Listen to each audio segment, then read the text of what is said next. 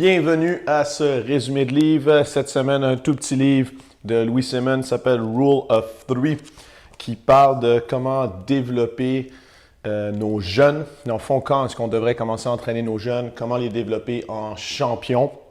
Quelque chose qui lui est très à cœur, de développer la nouvelle génération.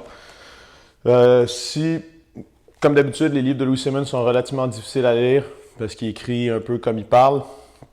Mais si vous voulez attaquer un de ses livres en premier, ce serait peut-être celui-ci parce qu'il est tout petit.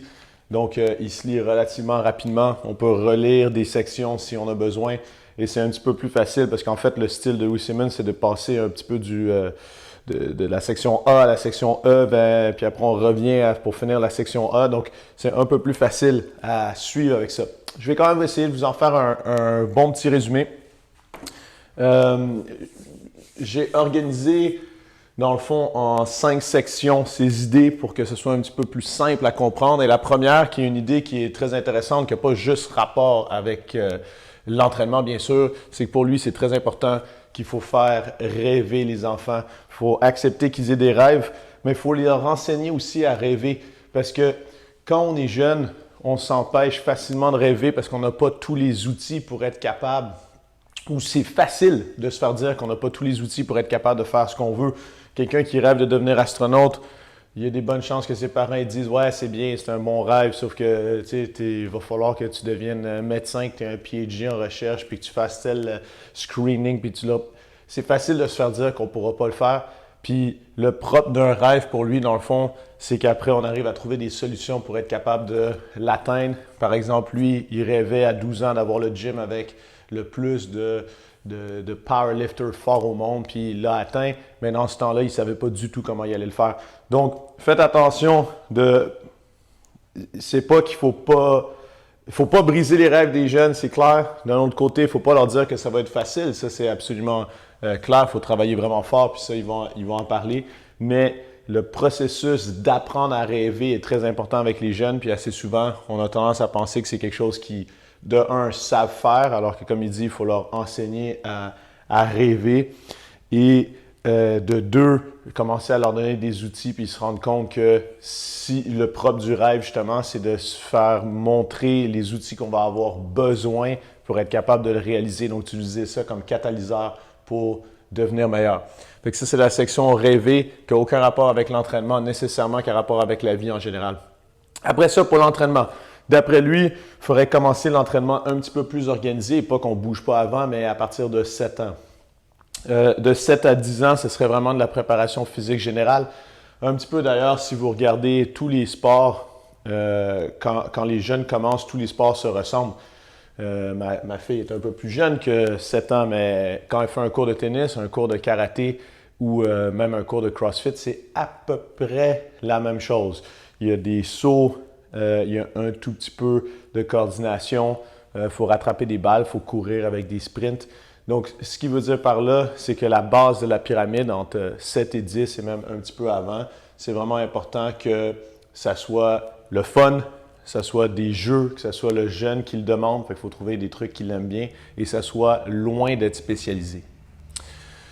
À partir de 10 ans, c'est une bonne idée de commencer à faire beaucoup de sport. Il ne faut pas limiter le nombre de sports que le jeune veut faire. Au contraire, ce serait une bonne idée qu'il en fasse 2, 3, 4, 5 sports parce que le but, encore une fois, c'est de ne pas être limité, de commencer à potentiellement rêver à certains sports, de continuer à développer des habiletés, parce qu'on peut avoir des sports individuels, des sports collectifs, on peut avoir des sports d'été, des sports d'hiver, on peut avoir des sports à l'extérieur, des sports à l'intérieur, des sports où est-ce qu'il faut apprendre à dominer sa peur, genre comme exemple plonger, donc il faut apprendre à ne pas avoir peur de la hauteur ou l'escalade, apprendre la confiance. Donc c'est super important qu'il y ait beaucoup de sports à ce moment-là et que ce soit pas, il faut aider le jeune, le guider à empêcher qu'il se spécialise, qu'il en fasse juste un.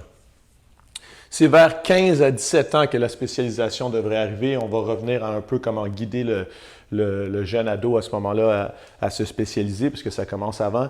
Mais il n'y aurait pas besoin d'être spécialisé, d'après Louis Simmons, avant 15 à 17 ans. Bien sûr, il y a des exceptions, parce qu'il y a des sports où est-ce qu'on pique à cet âge-là, il faut qu'on soit déjà aux Jeux olympiques. Mais il parle des sports en général. 15 à 17 ans, on trouve notre sport, on lâche les autres, ça peut être des hobbies, mais il y en a un sur lequel on focus vraiment. Puis avec l'objectif que 20-21 ans, on soit dominant au niveau mondial. Donc là, ce livre-là, c'est écrit pour si quelqu'un veut être dominant de façon mondiale. Ce livre-là, il est écrit pour que si un des jeunes, il rêve de rentrer dans la Ligue nationale de hockey, il rêve de devenir le meilleur haltérophile au monde, le meilleur joueur de soccer, le meilleur marathonien, peu importe, c'est que vers 20-21 ans, il faut que là, il commence déjà à être dans les gens qui sont dominants. Dans son groupe d'âge, bien sûr, parce que certains sports, comme j'ai dit, le marathon, ça, on pique plus tard. Mais à 20-21 ans, il faut qu'il soit déjà dominant dans son groupe. Bien sûr, il y en a qui ne veulent pas nécessairement faire ça, mais le livre est écrit pour ceux qui veulent faire ça. La base, c'est quoi? Si vous voulez faire bouger vos jeunes, au tout début, à partir de 7 ans, c'est quoi qu'on leur fait faire? Lui, il dit de toujours commencer avec la corde à sauter. Ça développe la coordination, ça développe aussi si vous avez écouté mon autre résumé sur son livre, son Speed Eccentric et son Stretch Reflex, justement. Donc, le fait d'utiliser la partie excentrique quand on redescend pour pouvoir rebondir, donc apprendre à timer sa puissance, son rebond. Donc, il trouve que c'est un des mouvements les plus intéressants à faire, puis on peut facilement le rendre plus difficile. On commence avec des sauts simples, puis après ça, on s'en va avec des sauts doubles, on peut faire des sauts triples, on peut faire des combinaisons, on peut le faire pendant des workouts, on peut le faire en warm-up, on peut le faire en cool-down. En tout cas, c'est très versatile et c'est très peu cher à avoir. On peut faire ça chez soi facilement. Après ça, des petits sprints, développer l'explosion des jeunes, ça peut être très, très court. Apprendre à c'est quoi un effort maximal. À ces âges-là, ils récupèrent très vite, puis sont capables de le refaire plusieurs fois, puis ils trouvent ça le fun. C'est facile de faire des jeux avec ça. Encore une fois, je le répète, dans le livre de Louis Simmons, peut-être la grosse différence qu'il y aurait entre peut-être la méthode traditionnelle russe, c'est que oui, à 20-21 ans, le but, c'est que l'enfant soit dominant, mais tout le long, il faut que ça soit un plaisir, le fun, que ce soit un goût du jeune de faire ce qu'on lui fait faire. Il n'y a jamais le moment où est-ce qu'il faut forcer un jeune à s'entraîner. Ça veut juste dire qu'on n'a pas trouvé ce qu'il voulait faire. Il faut lui donner le goût de l'effort, il faut lui donner le goût du travail bien fait, le goût de pousser plus loin et de trouver son potentiel. Les sled work, donc c'est sûr que là, il y a des choses qui commencent à être de plus en plus avec des poids, des charges extérieures. Il y a tout le temps des gens qui stressent avec ça. Dedans, ils parlent des études sur le fait qu'il n'y a aucun danger pour la croissance d'un jeune d'utiliser des charges. Par contre, il faut tout le temps travailler la base en premier. Donc, vous allez remarquer qu'au début, c'est des choses sans charge parce qu'il faut apprendre à bien bouger avant. Puis après ça, les premières charges vont venir, exemple, avec les sleds, tirer quelque chose ou pousser quelque chose. Choses qu'ils font déjà dans la vie de tous les jours. Quand on tire une chaise, on porte son sac à dos. Donc, c'est comme ça qu'on commence à l'introduire. Puis, ils trouvent que c'est donc une bonne façon de le faire. Puis, si vous vous rappelez mon autre podcast sur Special Strength for All Sports, les sleds, les luges sont très importantes pour lui. Après ça, c'est le All GPP. Après ça, dans le fond, c'est de faire ce qu'on dirait faire du CrossFit. C'est de faire de la préparation physique générale. Puis après ça, on peut commencer à leur apprendre. Puis là, ils ne sont pas nécessairement 7 ans. Ils sont peut-être entre 10 et 17. Apprendre les max effort, les dynamic effort avec une technique parfaite en premier. Pour les adultes, on accepte un petit peu plus de variantes. Pour les jeunes, il y a tout le temps un coach qui regarde le jeune quand il fait un lift, et c'est super important que ce soit la technique avant la charge au début. Mais assez rapidement, s'ils ont commencé à 7 ans, dans la zone entre 10 et 15, ils vont être capables de bouger très bien avec une charge extérieure. Après, c'est quoi déjà quand on regarde le point 2 et 3, le plus gros problème, la plus grosse chose qu'il faut faire extrêmement attention avec nos jeunes, c'est l'over-specialization ou le early specialization. Dans le fond, on coupe le potentiel du jeune si on décide de le spécialiser trop tôt. Qu'est-ce que ça veut dire ça? C'est qu'on a un jeune de 7 ans qui montre des aptitudes, un certain talent pour jouer avec un ballon de soccer, exemple, et donc on met tous les œufs dans le même panier, on lui fait faire juste du soccer. on développe pas beaucoup sa préparation physique générale et en plus, on ne lui fait pas essayer d'autres sports.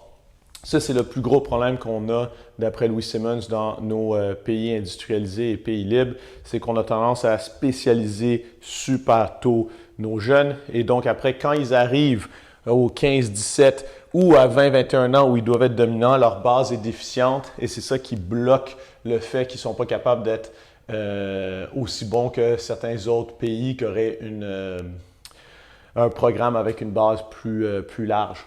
Pour lui, dans le fond, la performance, ça je trouvais ça intéressant, la performance, ça vient d'une pyramide où est-ce qu'on a la préparation physique générale en bas. Fait que ça, comme préparateur physique général, c'est ce qu'on fait, mais ça c'est un tiers dans le fond, c'est une partie de l'équation.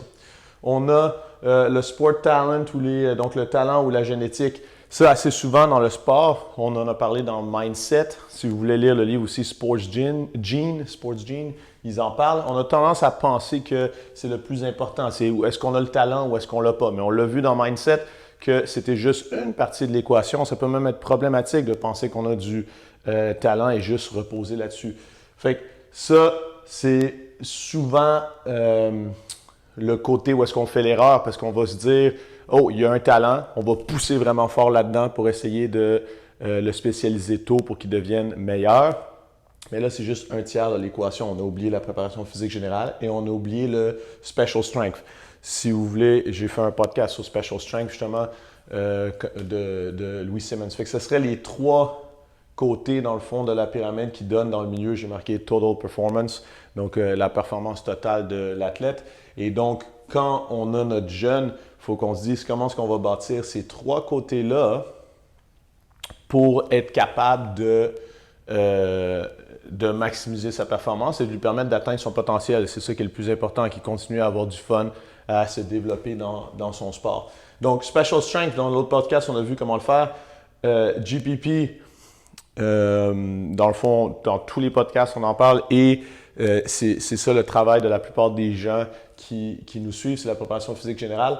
Le Sport Talent, on en a parlé un peu dans Mindset. Dans le fond, c'est pas coulé dans le béton ou gravé à jamais, mais c'est quelque chose, bien sûr, qui est relié aussi un peu à la génétique, qui est relié à nos expériences à l'extérieur du sport. Et donc, pour Louis Simmons, c'est important de développer des tests mentaux et physiques qui vont nous permettre comme coach, comme parents, même pour le jeune, de réaliser vers où est-ce qu'il devrait aller et se spécialiser. Ce qui veut dire par là, c'est qu'on a des jeunes qui, en pratique, sont extrêmement bons et ils croulent sous la pression quand c'est en compétition. On peut travailler leur mindset, c'est sûr. C'est ce qu'on a vu, right? Mais peut-être que ça restera toujours un peu une faiblesse. Donc, est-ce qu'ils peuvent faire certains sports ou est-ce que c'est moins grave? Par exemple, ça ne veut pas dire qu'il n'y a pas de pression dans ces sports-là, mais c'est un petit peu plus facile d'être stressé et d'avoir un peu moins bon départ sur un marathon et de prendre le temps de bien terminer sa course versus sur un 100 mètres, parce que si on manque le départ, il y a peu de chances qu'on soit capable de se rattraper. Donc peut-être pour cette personne-là, il pourrait aller vers ça. On a des gens aussi qu'on remarque dans leur testing qu'après des vacances, ils sont plus forts mais moins endurants. Peut-être qu'ils ont plus de facilité à générer de la force. Peut-être qu'ils devraient plus aller vers, exemple, le powerlifting, un petit peu moins vers l'haltérophilie. Il y a d'autres personnes qui sont plus facilement, justement, capables d'enregistrer des patterns et qui peuvent aller dans des sports un petit peu plus techniques, plus jugés. Peu importe. Donc, il faut développer le testing. On pense souvent au testing physique. On pense souvent, OK, on va tester, on va voir à quelle vitesse il court, à quelle hauteur il peut sauter, quelle charge il est capable de lever. Mais il dit, il ne faut pas oublier de tester le testing mental, voir comment est-ce que le jeune se développe et comment est-ce qu'il réagit quand en situation de stress, en situation où est-ce qu'il est dominant, en situation où est-ce que c'est lui le plus faible, en situation où est-ce qu'il est stressé et de pouvoir l'aider justement à, oui, développer son mindset, mais juste voir que c'est une partie de sa personnalité, c'est une partie de l'équation et pourquoi est-ce qu'on n'irait pas, d'après Louis Simmons, dans le fond, vers où est-ce qu'il est fort, dans des sports où est-ce que ses forces sont les forces et ses faiblesses sont moins nécessaires pour être capable d'accomplir cette tâche-là. Donc, encore une fois, le livre est écrit pour des gens qui veulent essayer d'aller au top mondial, où est-ce que donc on veut capitaliser sur nos forces. Le livre n'est pas nécessairement écrit sur quelqu'un comme dans le livre de Mindset qui veut essayer d'améliorer ses faiblesses et se convaincre et d'avoir la joie d'être capable de dire qu'on a battu nos faiblesses et que maintenant elles sont meilleures. Donc, il faut en prendre, il faut en laisser, c'est clair, et il faut comprendre pourquoi le livre est écrit. Et c'est pour ça qu'il a cette pyramide-là. Après ça, utiliser des méthodes qui sont prouvées. Ça, c'est peut-être, si vous écoutez Louis Simmons, c'est peut-être le truc qui l'énerve le plus quand il y a des gens qui disent qu'on ne devrait pas utiliser telle méthode, on devrait utiliser celle-ci. Et c'est une méthode qui, pour le moment, n'a pas donné encore, porté fruit ou donné des champions ou quoi que ce soit. Donc, il dit, faites attention avec vos jeunes. Vous ne voulez pas nécessairement que vos jeunes soient les guinea pigs, soient les testeurs de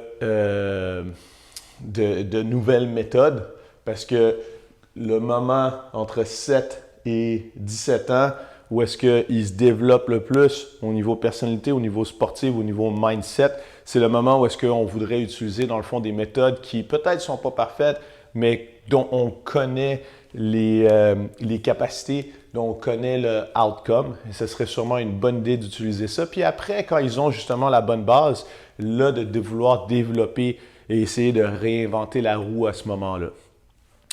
Donc, petit livre, très intéressant à voir. Il y a une section que je n'ai pas résumée, c'est la section où est-ce qu'il parle de comment faire des efforts maximaux, des efforts dynamiques. Ça, vous l'avez dans mon podcast sur Special Strength for All Sport de Louis Simmons. Et sur mon channel YouTube, vous avez beaucoup d'exemples d'efforts dynamiques, d'efforts maximaux dans mon e-book. Même chose, fait que je pense que ça, le sujet a déjà été couvert sans problème. C'est tout pour ce podcast sur Rule of Three de Louis Simmons.